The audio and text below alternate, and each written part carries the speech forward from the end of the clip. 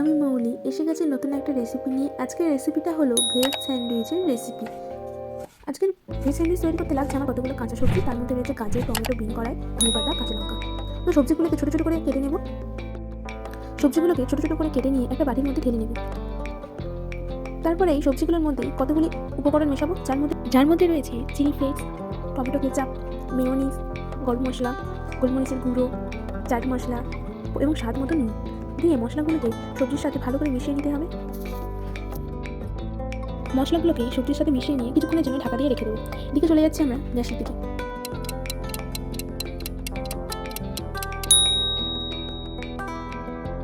প্রথমে পাউরুটিগুলোকে ভালো করে শিখে নেব। তারপরে পাউরুটিগুলোর এক সাইডে ভালো করে বাটার লাগিয়ে নেব।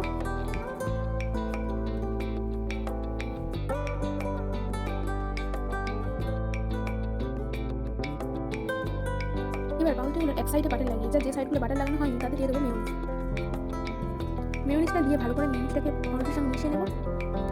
তারপরে দিয়ে দেবো চাপা দিয়ে রাখা সেই সবজিগুলোকে পাউরুটির মধ্যে ভালো করে ভর্তি করে দিয়ে দেবো।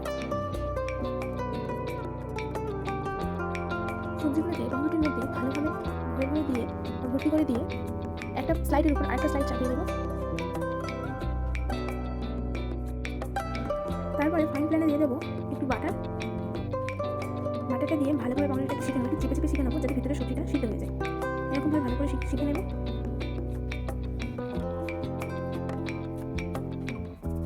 এরকম পদ্ধতিতে একটু চেপে চেপে নিলে ভিতরে সবজিটা সিদ্ধ হবে, পরে ক্যাচে একটা ব্যাপার থাকে সেটা থাকবে না। আমার স্যান্ডউইচ প্রায় তৈরি হয়ে গেছে। এবার আমি একটু কাটিং করে নেবো।